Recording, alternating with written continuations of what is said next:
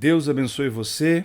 Eu, Padre Juliano, convido você a essa aula número 28 do nosso curso sobre o Catecismo da Igreja. Veja bem, o mundo e a Igreja estão em uma grande confusão. Um padre fala uma coisa, outro padre fala outra. Um bispo fala uma coisa, outro bispo fala outra. Um cardeal fala uma coisa, outro cardeal fala outra. Nós estamos em tempos meio confusos. Claro, porque a igreja está inserida no mundo, o mundo está confuso. O mundo não sabe mais o que é verdade, o que não é. Então é claro que isso tem um efeito na igreja. Minha dica: se atenha ao catecismo da Igreja Católica. Ah, mas o meu padre falou tal coisa. É o que o catecismo diz? Confirma. Não é o que o catecismo diz? Fique com o que o catecismo diz.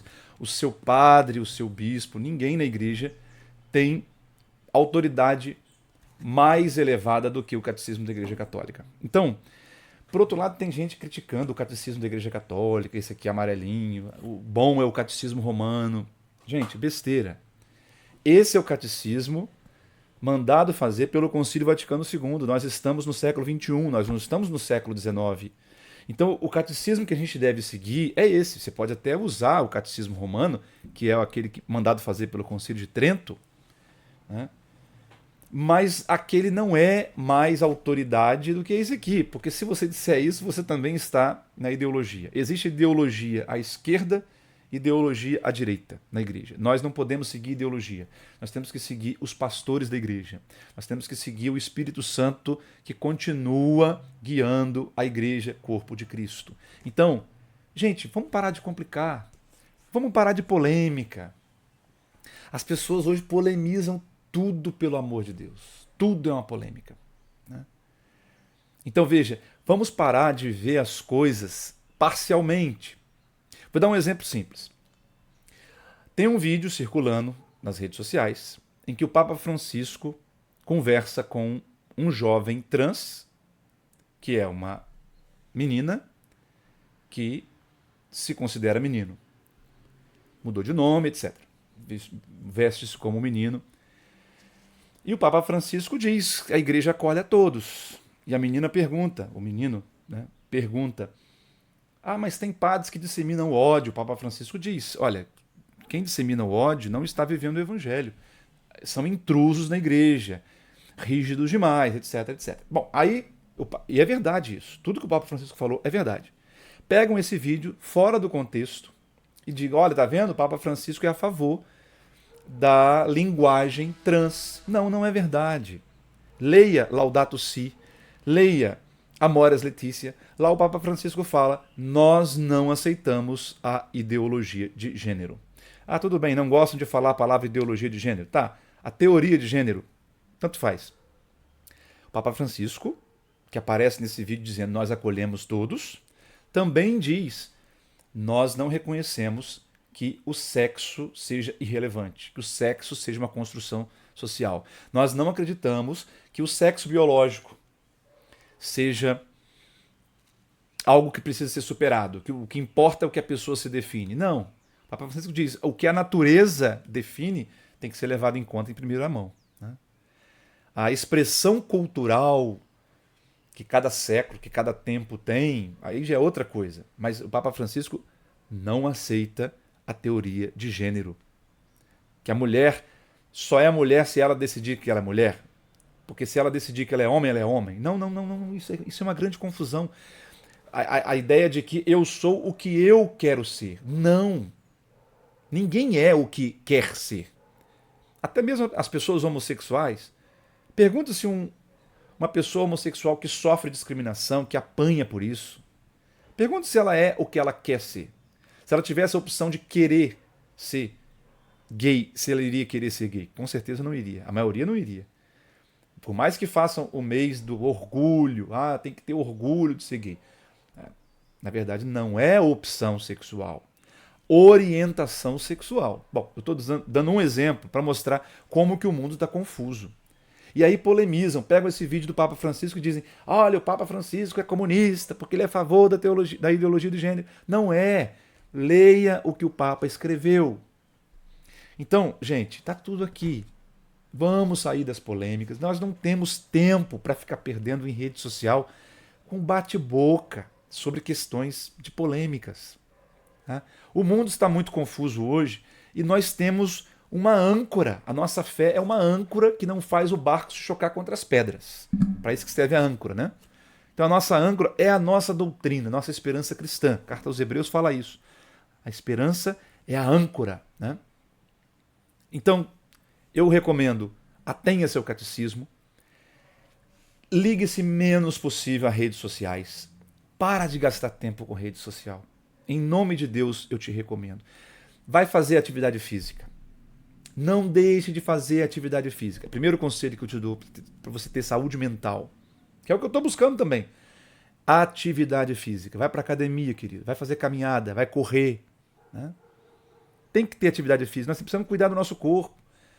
Fuja da obesidade, fuja da gula, do exagero, no álcool, na droga, no cigarro. Fuja disso, cuide do seu corpo, porque ele é templo do Espírito Santo.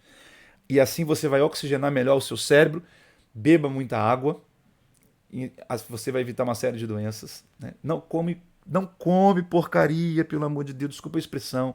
Para de comer fast food, para de comer alimentos altamente industrializados. Quanto mais natural, melhor. Cuide do corpo.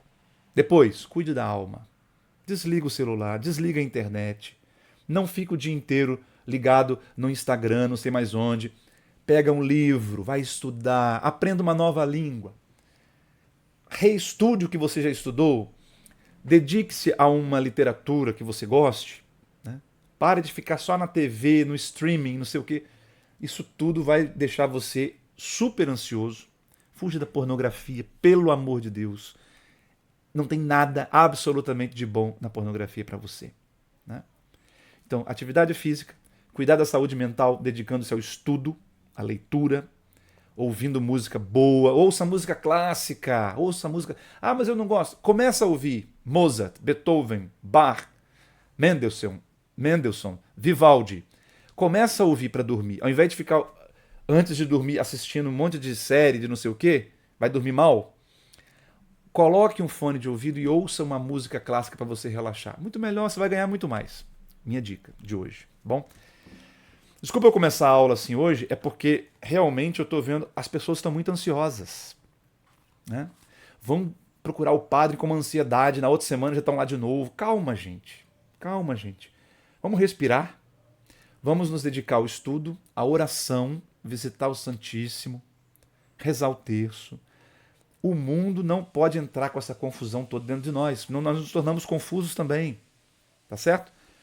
Então, vamos pegar leve e vamos ficar com aquilo que não passa. A verdade não passa. Bom, 1569 do Catecismo, terminando a parte sobre o sacramento da ordem. Então se fala da ordenação dos diáconos. Os diáconos não são ordenados para o sacerdócio, e sim para o serviço. Atenção, uma coisa importante que eu vou dizer aqui agora. Toda vez que nas orações, nos textos litúrgicos da igreja, se fala de ministros, tá? Toda vez que fala de ministros, é sinônimo de diáconos. Ok? Por exemplo, tem uma oração pelas vocações, composta pelo Papa São João Paulo II, em que ele diz assim, eu não me lembro agora o texto exatamente, mas dá perseverança aos nossos seminaristas, etc. E aí fala, fortalece o ministério dos bispos, dos sacerdotes e ministros. Dos bispos, os sacerdotes e ministros. Aí tem gente que põe assim, dos bispos, sacerdotes, diáconos e ministros, porque pensa que ministros aí é ministro extraordinário. Não, gente, quando aparece apenas a palavra ministros, entenda isso. Se aparecer a palavra ministros, está falando de ministros ordenados. Está subentendido que é ministro ordenado, diáconos. Se falar de ministros leigos, é sempre a palavra extraordinários. A não ser ministro da palavra, que agora não se usa mais extraordinário. Embora seja um ministério extraordinário, não se usa mais essa expressão aqui na nossa diocese de Cachoeiro, pelo menos, né? Não sei em outros lugares. Mas então, os diáconos são ministros, porque a palavra ministro, a palavra diácono significa servo, servidor, tá certo? Então, os diáconos não são ordenados para o sacerdócio. O que cabe aos diáconos fazer na igreja? O que é próprio do exercício do diaconato? Então tá aí, ó, número 1570. Eles assistem o bispo e os padres na celebração dos divinos mistérios, né? Ajudam o padre e o bispo na missa, distribuem a comunhão, assistem ao matrimônio e abençoam o matrimônio, proclamam o evangelho e pregam, podem fazer homilia, né? Presidem os funerais, consagram-se aos diversos serviços da caridade. Atenção, não é verdade que o diácono existe só para caridade. Isso também está errado. Veja que o catecismo diz o que é função do diácono. Também dedicar-se ao serviço da caridade. Mas não é verdade, não é verdade. Mas nos Atos dos Apóstolos está dizendo que os diáconos foram escolhidos para cuidar das viúvas. É verdade, mas a Bíblia, naquela época, ainda não continha toda a revelação sobre os ministérios ordenados. O diaconato é muito mais do que fazer caridade. Tudo isso aí. 1571, o Vaticano II, o concílio, restabeleceu o diaconato permanente na Igreja Latina. Quando a gente fala Igreja Latina, gente, vamos entender o que significa isso? Veja bem, a Igreja Católica, quando eu falo católica, eu estou falando da Igreja no mundo todo, a Igreja Universal. Ela tem vários ritos. Tem a Igreja, tem o rito latino, nós chamamos de Igreja Romana, mas tem os ritos, diversos ritos orientais. Já falei isso aqui, mas é sempre bom retomar. Tudo isso é Igreja Católica. A Igreja Melquita, a Igreja Bizantina, a Igreja Maronita. São ritos orientais que têm um código de direito canônico próprio para eles. O nosso código de direito canônico é do rito latino. Por quê?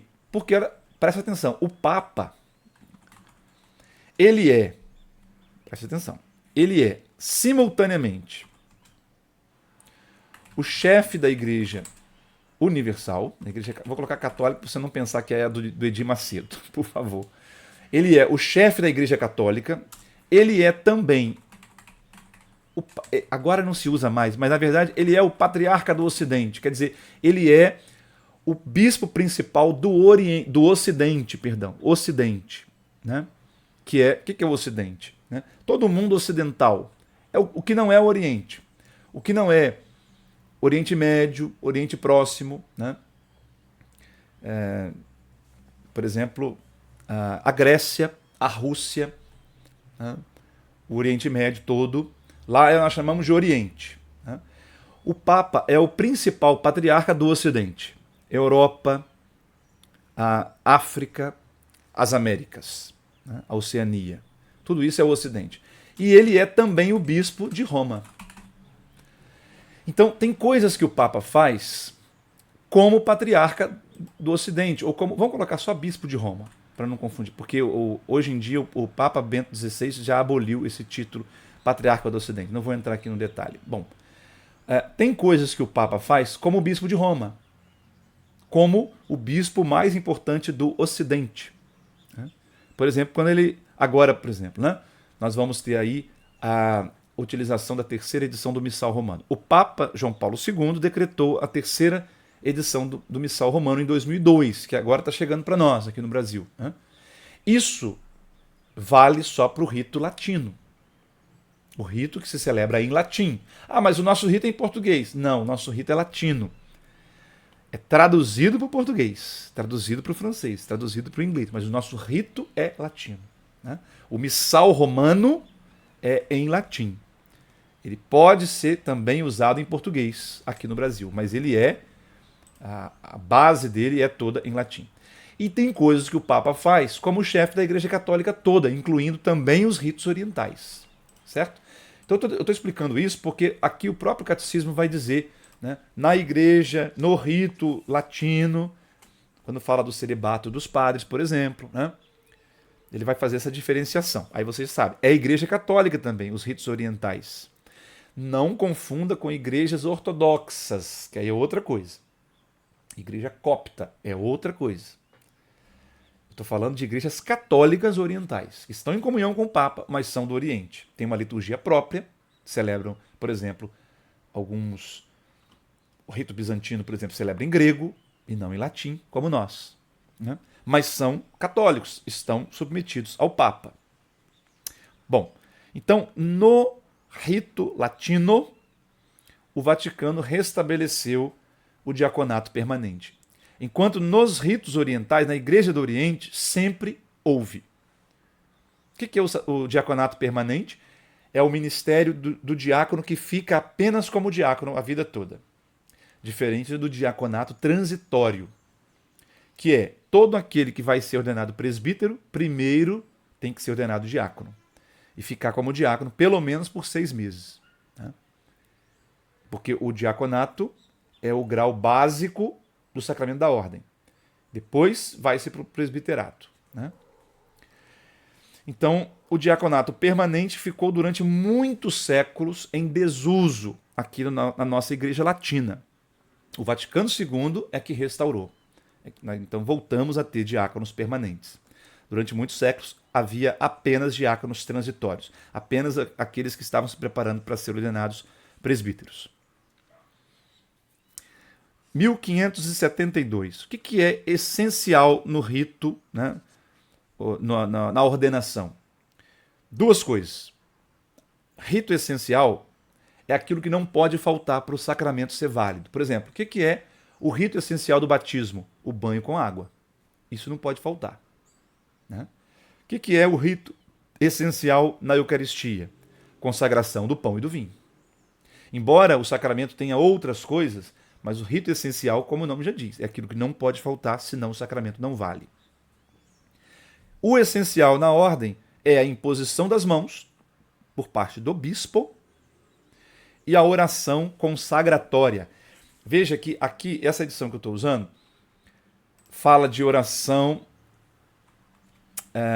Nesse ponto que nós estamos aqui, ele usa essa expressão, eu não sei a sua tradução aí, oração consagratória.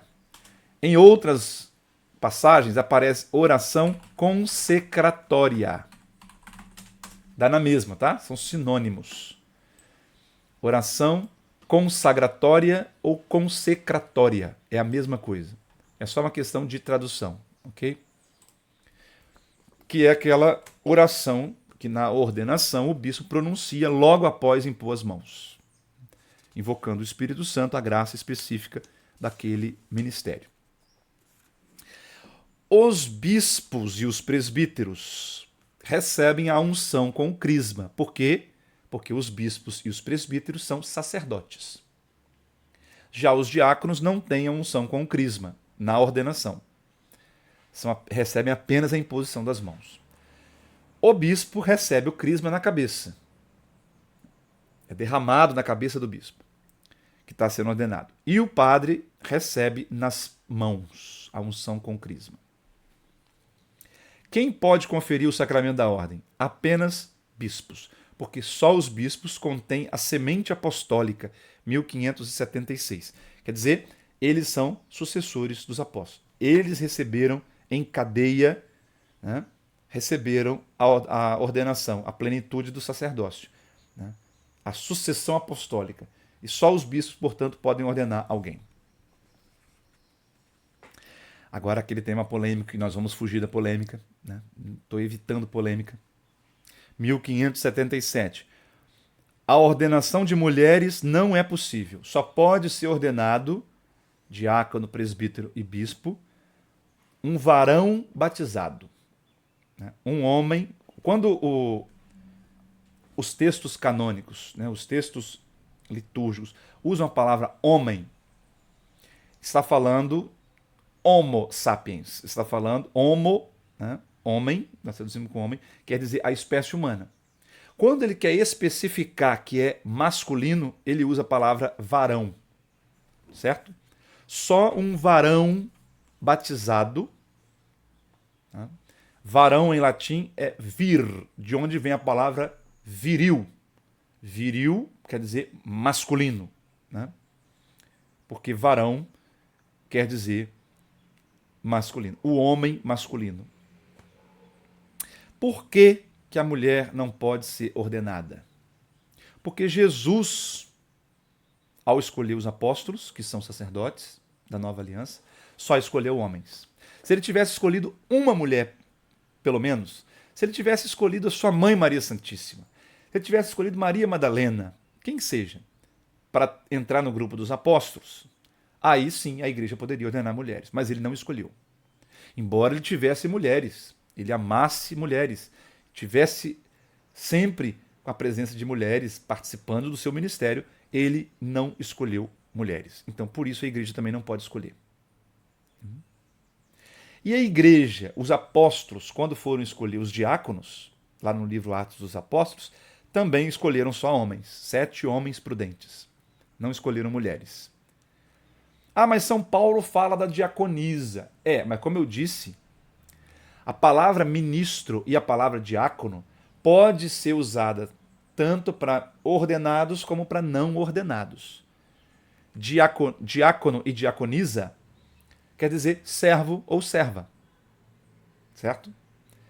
Então, assim como eu posso usar a palavra ministro para um padre, eu posso usar a palavra ministro para um leigo, assim também o diácono, o apóstolo São Paulo, pode ter usado a palavra diaconisa para falar de Febe, por exemplo, não necessariamente, não quer dizer que ela seja ordenada, que ela tenha recebido o sacramento da ordem. Não. Ah, mas as mulheres têm que reivindicar o direito. 1578. Ninguém tem o direito de receber o sacramento da ordem. Isso é muito importante, hein? Ah, mas eu fiz o seminário, eu fiz 8 anos de seminário, eu exijo. A igreja é obrigada a me ordenar. Não. Eu fiz a escola diaconal todinha, eu exijo, agora a igreja tem que me ordenar diácono. Não, não, não. A igreja não tem que ordenar ninguém. Ninguém tem direito. Ninguém pode exigir. Portanto, não existe isso de fazer as mulheres fazerem uma campanha reivindicando o direito de ser ordenado. Isso não existe. Porque nem nós, homens, temos o direito. Não é direito. É uma graça. É um dom imerecido, 1578.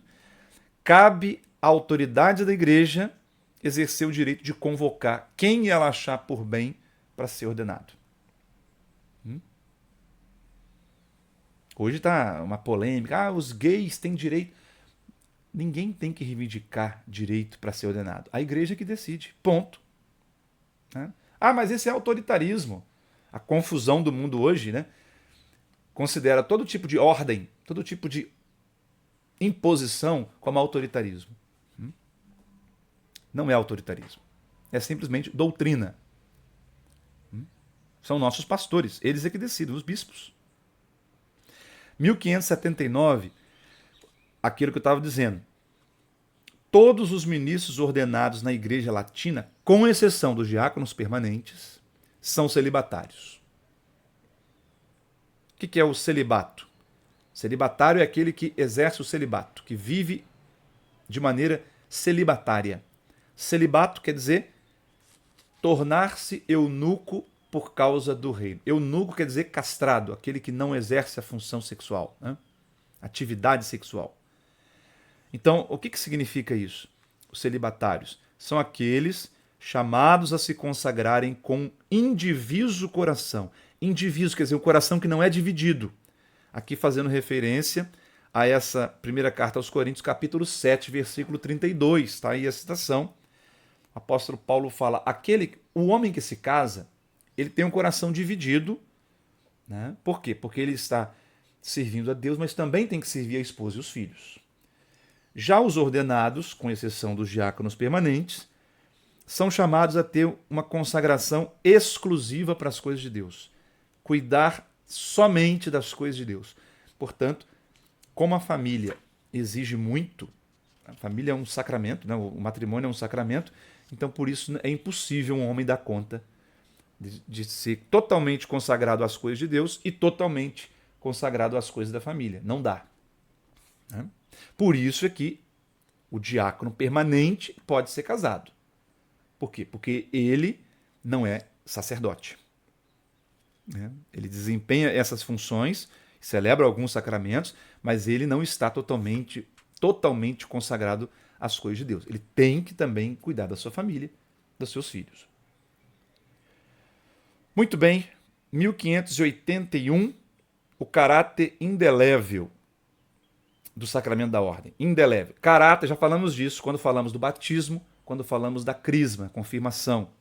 A ordem também é um caráter indelével. Ele imprime um caráter, é como se fosse um selo na alma da pessoa, né, que configura aquele homem a Cristo, cabeça da igreja. Cristo, sacerdote, profeta e rei. É um caráter porque não pode ser reiterado nem conferido temporariamente, 1582. Não existe presbíteros temporários. Eu vou exercer o ministério por 5 anos somente. Não existe isso. Quem é ordenado para a vida toda. Né? Por isso a igreja insiste que os ministérios extraordinários têm que ser temporários. Os meus paroquianos, cabeça duras, não entendem isso. Acham que o padre não gosta de velho, porque não deixa... Só porque eu estou há 35 anos como ministro da comunhão, o padre quer que eu saia. Não tem nada a ver com preconceito contra a terceira idade. É que você não pode ficar 35 anos subsequentemente, sem intervalo, servindo no ministério, porque senão pode ficar parecendo que é um ministério para sempre, vitalício. Só é ministério vitalício o ordenado. O ministério extraordinário não é vitalício, ele é temporário. Tem data para começar e tem data para acabar. Na nossa diocese de Cachoeiro de Itapemirim, a igreja envia alguém para ser ministro da comunhão por 4 anos. Tem data para começar, data do envio, e depois de 4 anos expira, não tem mais autorização para distribuir a comunhão. Acabou. Podendo ser enviado de novo, por mais 4. Acabou 8 anos, tem que parar. Tem que dar lugar para outros. Justamente por isso, porque é o que marca a diferença do ministério ordenado para o extraordinário. Fica parecendo, se a pessoa fica a vida toda como ministro, fica parecendo que ele tem um caráter, que ele recebeu o caráter indelével. Né? Então, leva a um erro de compreensão se a pessoa fica muito tempo exercendo o ministério extraordinário. Ninguém pode voltar a ser leigo. Uma vez ordenado diácono, presbítero ou bispo, ninguém pode voltar a ser leigo. Em sentido estrito. Na prática, ele vai viver como leigo. Se ele deixar o ministério, ele pode se casar na igreja, se o Papa der autorização. O Papa vai liberar do celibato, no caso de um presbítero que deixa o ministério, né, é suspenso de ordem. O Papa, dando a autorização, ele deixa o estado eclesiástico e pode se casar. Né? Mas ele não quer dizer que ele é leigo, porque o sacerdócio é para sempre. Né? Segundo a ordem de Melquisedeque. Como Cristo. Ontem, hoje, sempre o mesmo. Assim, os ministros ordenados se configuram a Cristo para todo o sempre também. Né? Até no céu nós vamos ser padres, sacerdotes. 1584 fala aquilo que nós já falamos algumas vezes, né? Que a indignidade do ministro ordenado não impede Cristo de agir. Aí tem uma citação linda de Santo Agostinho. Né? A virtude espiritual do sacramento da ordem se assemelha à luz. A luz do sol entra pela janela, numa sala. A sala pode estar cheia de poeira, mas a luz ilumina do mesmo jeito. A luz não pode ficar suja. Né? Vamos imaginar que o céu está muito poluído. A luz do sol chega para mim aqui. Quer dizer que eu vou ficar sujo? Porque a luz do sol, ao passar, pegou a poluição? Não. A luz do sol chega para mim aqui intacta. Assim é a virtude espiritual do sacramento. Quando celebram a Eucaristia, o padre que vai celebrar a missa, que vai me dar a comunhão, ele pode estar em pecado mortal. E se ele morrer, daqui a pouco ele vai para o inferno. Mas o sacramento que ele celebrou e que eu recebi está intacto, é santíssimo sacramento. Ou o batismo, ou a absolvição, né? Seja qual for o sacramento. É como a luz. A luz não se contamina ao passar pela atmosfera poluída. A atmosfera está poluída, mas a luz está pura. Uma linda metáfora de Santo Agostinho para expressar essa realidade do sacramento da ordem, que a economia sacramental, nela os sacramentos são ex opere operato, quer dizer, eles são, pela força deles mesmos, eles têm eficácia, independente da dignidade de quem o ministra. Muito bem, aí vai falar a graça do Espírito Santo. O bispo recebe a graça da força para guiar, para defender o povo. O presbítero, 1587, recebe a graça para celebrar o santo sacrifício, etc. O diácono recebe a graça para a diaconia da liturgia, da palavra e da caridade, o tríplice munus, né? 1589 fala que os ministros ordenados, tem uma citação belíssima aí de São Gregório Nazianzeno. Ele diz que o ministro ordenado ele deve se purificar antes de purificar os outros, tornar-se luz para iluminar, ser santificado para santificar. Ele é divinizado para divinizar, né? Quer dizer que nós sacerdotes, diáconos, bispos, nós temos mais do que os leigos a obrigação de buscar santidade, né?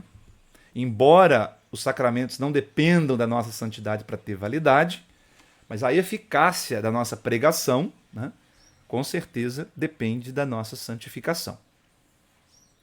Aí tem essas citações também do Santo Cura d'Ars. Cura d'Ars é o título que nós damos para São João Maria Vianney, que é o padroeiro dos padres diocesanos. É o sacerdote que continua a obra de redenção na terra. Olha só que missão impressionante, que nos faz tremer a nós sacerdotes. Vamos passar para o artigo 7, o sacramento do matrimônio. E aí nós vamos já falar do último sacramento, portanto, né? Encerrando a parte que fala dos sacramentos. Matrimônio é uma comunhão da vida toda. Comunhão da vida toda. O que quer dizer isso, né? Por isso a igreja diz que a relação sexual só é santo, só tem a bênção de Deus, só tem a aprovação divina se for dentro do matrimônio. Por quê? Porque a comunhão do corpo, né? Eu comungar o corpo de uma pessoa, quer dizer, eu ter uma união carnal com uma pessoa, tem que ser o coroamento da comunhão da vida toda, né? Para eu me deitar com alguém e ter relações sexuais, trocar fluidos corporais com alguém, eu tenho que primeiro, segundo a ótica cristã, eu tenho que primeiro dividir o meu dinheiro, dividir o meu projeto de vida, dividir o meu tempo, dividir a minha casa, o meu quarto, a minha cama, dividir tudo. O último que eu vou dividir é o meu corpo. Eu vou compartilhar tudo. A última coisa a compartilhar é o corpo, né? Por isso, o matrimônio é comunhão da vida toda. A vida toda nos dois sentidos. É para a vida toda, até que a morte separe, e é todas as dimensões da vida, a vida inteira, né? E o matrimônio está direcionado, ordenado aqui nesse sentido de direcionado, né? Ao bem dos cônjuges e à geração e educação da prole. As duas finalidades do matrimônio. O bem dos cônjuges, bem aqui quer dizer não só a satisfação sexual, mas o bem da companhia, da partilha de vida, etc., né? O bem dos cônjuges e a geração e educação da prole. As duas coisas. Não pode ser só uma, né? Para o casamento ser válido. Tem que ser as duas coisas. Portanto, se alguém quer se casar na igreja, mas não quer ter filho, decidiu que não vai ter filho, o matrimônio é inválido, é nulo. Porque tem que estar abertos à geração e educação da prole. Mesmo que por uma questão de esterilidade, de doença, por uma eventualidade, venha não ter filhos. Tudo bem. Mas tem que ter a intenção e o desejo de ter filhos para o sacramento do matrimônio ser válido. 1602, a escritura inicia e termina falando do matrimônio. Interessante, né? Logo no primeiro capítulo do Gênesis, primeiro livro da Bíblia, Deus cria o homem e a mulher em estado matrimonial. Né? Deus cria o homem, da costela do homem tira a mulher, sua companheira, né? Osso dos meus ossos, carne da minha carne. Então Deus não cria o homem solteiro, a mulher solteira. Deus cria os dois, um para o outro. Complementaridade sexual. Né? É por isso que só há sacramento do matrimônio entre pessoas de sexo oposto. Não pode haver sacramento do matrimônio entre pessoas do mesmo sexo. Primeiro por isso, porque o masculino e o feminino se complementam. Segundo, porque pessoas do mesmo sexo não podem gerar filhos. A maneira natural. Ah, mas pode adotar. Não, isso não conta. Aqui, para a validade do matrimônio, tem que ser segundo a natureza. Né? Modo natural de gerar filhos, que é o biológico. Então, termina a Bíblia falando também das núpcias do Cordeiro, casamento de Cristo com a igreja. Então, por aí se percebe o quanto o matrimônio é importante. Não é porque o matrimônio foi estudado aqui como o último dos sacramentos, né? Estamos terminando o sacramento, que ele é menos importante que os outros. Aliás, não tem. A não ser a Eucaristia, que é o ápice, que é o ponto mais alto, tirando a Eucaristia, que de fato é o mais importante, né? Porque é o próprio mistério da redenção que acontece, todos os outros sacramentos estão no mesmo nível de importância. Né? 1603. O matrimônio não é uma instituição simplesmente humana. Por quê? Porque o homem foi criado à imagem e semelhança de Deus, que é amor. 1604. Portanto, a união do homem com a mulher, né, é a imagem do amor absoluto de Deus pelo homem. Por isso o matrimônio é um sinal, quer dizer, uma representação do amor entre Cristo e a igreja. E esse amor é fecundo, por isso o catecismo insiste em falar o matrimônio tem que estar aberto à geração de prole. Hoje, o Papa Francisco tem falado muito sobre isso. Né? Engraçado que muita gente, mais voltada para a esquerda, gosta muito de citar o Papa Francisco só quando ele fala de pobre, mas não cita o Papa Francisco, por exemplo, quando ele disse assim, gente, menos pet, menos animais de estimação e mais filhos. Irmãos, o censo mostrou agora, né? A população brasileira diminuiu em cerca de 6 milhões, se não me engano, de habitantes. Ah, mas não tem problema, tem muita gente no mundo. Olha, isso é científico. Né? Malthus estava erradíssimo quando, né, ensinou, e todo mundo caiu naquela conversa de Malthus, né? Que a população da Terra ia crescer até que não ia ter condições de ter alimento para todo mundo. Não é verdade isso. Né? É o contrário. O risco hoje é que as populações diminuindo, o que vai acontecer? Uma série de problemas sociais, primeiramente, porque quem trabalha não consegue manter a previdência social de quem está aposentado, tem muito mais gente aposentada, vamos ter problemas cada vez mais sérios. Na nossa terceira idade, quando eu chegar lá, eu estou com 42 anos, né? Quando eu chegar lá na terceira idade, a situação vai ser muito mais grave. Né? Por isso, quem puder poupar agora, fazer uma previdência privada, um investimento aí, porque se for esperar, se for confiar na previdência social, nós não vamos conseguir nos manter, pagar os remédios, pagar as contas. Né? Por quê? Porque a população está diminuindo. E o produto interno, a riqueza produzida por um país, né, depende da força de trabalho. Se vai diminuir a população, a riqueza tende a ser proporcionalmente menor ao número de aposentados. Isso é óbvio, uma questão científica. Né? Então, a igreja vive insistindo. Né? Existe uma ideologia hoje. A igreja combate essa ideologia. De que ter filho é ruim. De que filho é prejuízo. De que filho dá estria. filho atrapalha viajar, filho é gasto demais. Ah, para que colocar criança no mundo? Porque esse mundo está muito louco, muito violento, muito deturpado. É melhor não ter filhos. Isso é um absurdo. Isso é ideologia esquerda, de esquerda, comunista. Né? Veja, eu não sou direitista, não sou. Mas também não sou esquerdista. Não sou. Né? Minhas opções pessoais, políticas, que todo padre pode ter. Né? É legítimo ter. Nós não podemos aceitar o extremo, a extrema esquerda, que diz que filho, que mulher mulher não é para ter filho. Hoje em dia, quase que nos filmes a gente não vê mais mulher com filho, com criança. Por quê?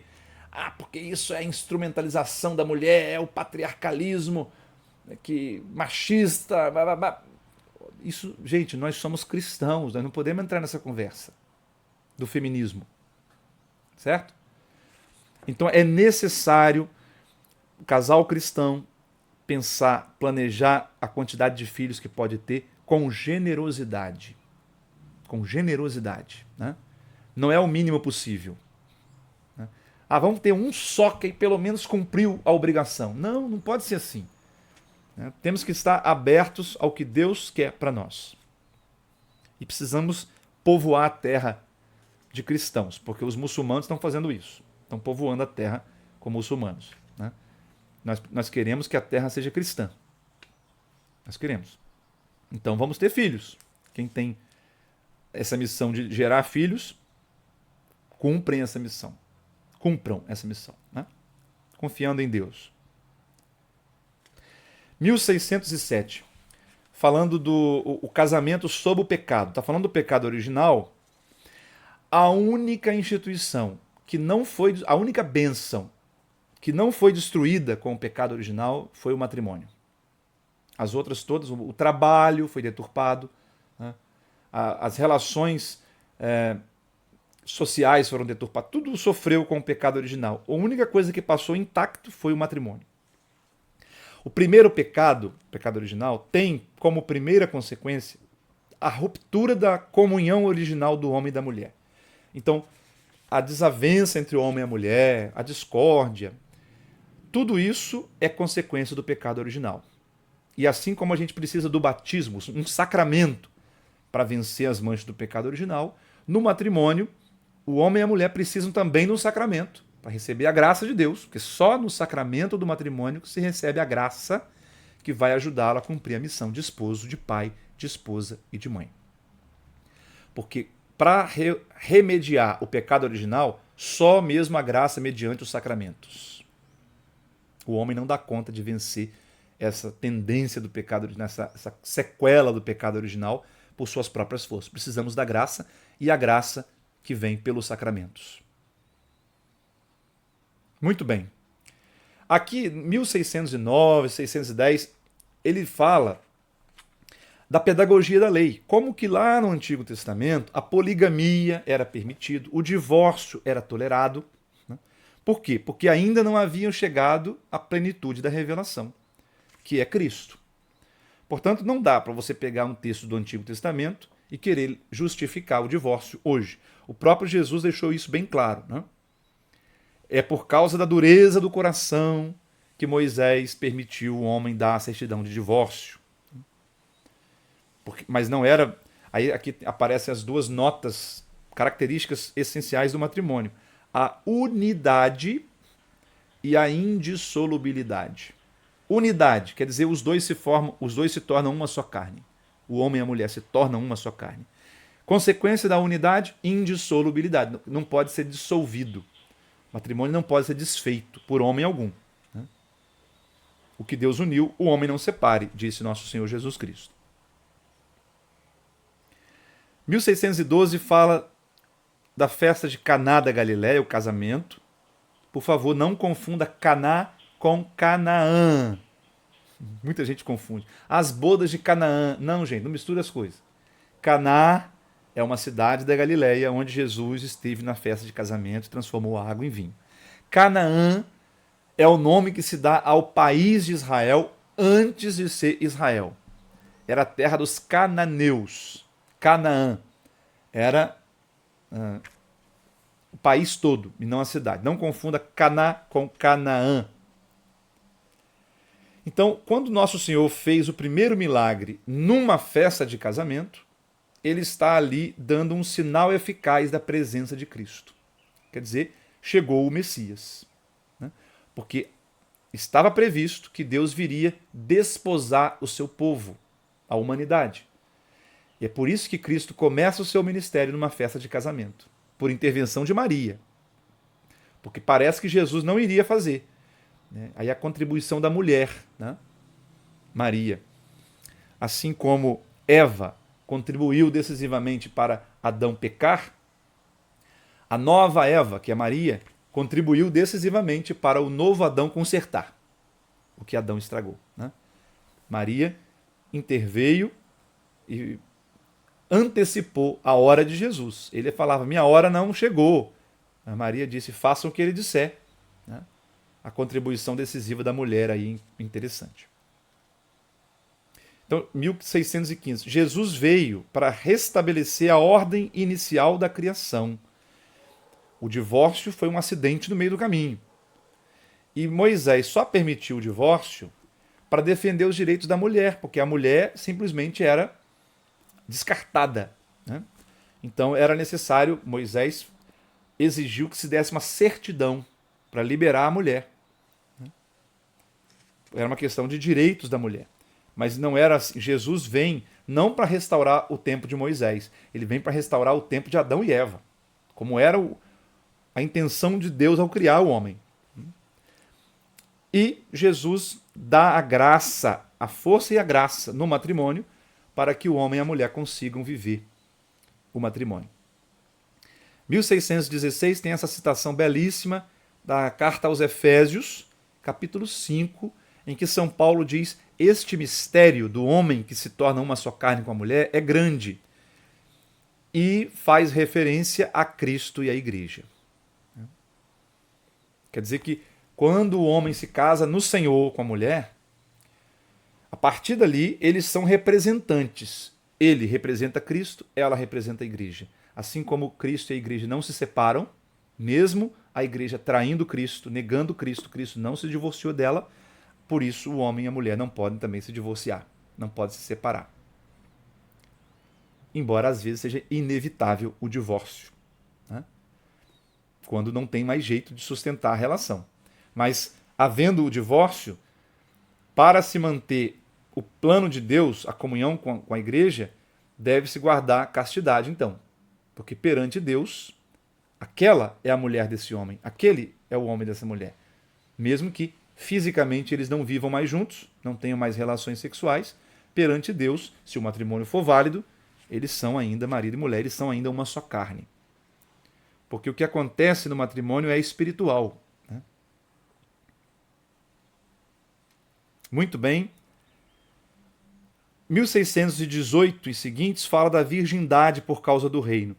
Então, o matrimônio é tão maravilhoso, é um bem tão grande, e quando alguém é chamado à virgindade ou ao celibato por causa do reino dos céus, isso não invalida a dignidade do matrimônio, antes o contrário. Né? Tem até uma citação aí muito bonita de São João Crisóstomo, no número 1620.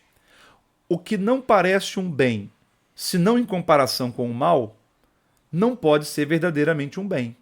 Mas o que é ainda melhor que bens incontestáveis é o bem por excelência. Ele está falando do casar-se ou do consagrar a virgindade a Cristo. Qual que é o bem, qual que é o mal? Então ele está dizendo, não é que seja um bem e o outro seja um mal, mas um é um bem e o outro é um bem maior. Casar-se é um bem, mas não casar-se por causa do rei é um bem ainda maior. Né? A celebração do matrimônio, 1621, interessante, né? No rito latino, deveria ser principalmente dentro da missa, o que é uma coisa, na nossa realidade aqui, na diocese pelo menos, é pouquissimamente verificado. Né? 99% dos casais não querem missa. Querem só a celebração do matrimônio, fora da missa. Esse último fim de semana, por exemplo, eu tive a graça de fazer. Por que é importante dentro de uma missa? Porque o que acontece no matrimônio coincide com o que acontece na Eucaristia. Ali na Eucaristia celebra-se as núpcias do Cordeiro com a igreja. E a igreja, nós, nos tornamos uma só carne com Cristo na comunhão eucarística. É o que vai acontecer com os esposos também no leito conjugal. Então é muito bonito a ligação do matrimônio com a Eucaristia, né? E também a ideia do sacrifício. Cristo se entrega pela igreja. Assim o marido deve se entregar pela esposa, conforme disse Efésios 5. 1622 recomenda que os futuros esposos, aqueles que vão se casar, recebam o sacramento da penitência, uma outra prática que infelizmente caiu em desuso. Precisamos retomar isso, né? Importante confessar-se antes de casar-se. E 1623, na nossa tradição latina, os esposos é que celebram o matrimônio. O padre ou o diácono apenas são testemunhas da igreja. Na nossa tradição latina, os sacerdotes, quer dizer, os que celebram o sacramento do matrimônio são os noivos e não o padre. Bom, se você tem dúvidas, escreva para nós. Esse é o meu e-mail. Nós vamos responder ou por e-mail ou aqui na aula. Se você ainda não se inscreveu no nosso canal, clique aí em inscrever-se, dá um joinha, faça algum comentário, participe, que você me ajuda a divulgar mais esse curso. Até a aula que vem, a aula 29, né, dia 18 de julho, vai ser a última aula da parte 2. Nós estamos encerrando agora, na próxima semana, estamos encerrando a segunda parte do catecismo, né? Lembramos que o catecismo já falamos disso lá no início, né? Lembra? O catecismo ele é composto de algumas partes. Nós estamos encerrando a segunda parte, vamos entrar na segunda parte, que é a parte do agir cristão. Toda a parte moral da igreja, né? Os 10 mandamentos, o que é pecado, etc. Depois, no final do ano, a quarta parte, que é a vida de oração. Então, primeiro, o credo, em que cremos. Segundo, que é o que nós estamos terminando agora, os sacramentos, a liturgia. Depois, o agir cristão. Por último, a oração do cristão. Deus abençoe você. Boa leitura. Até a semana que vem.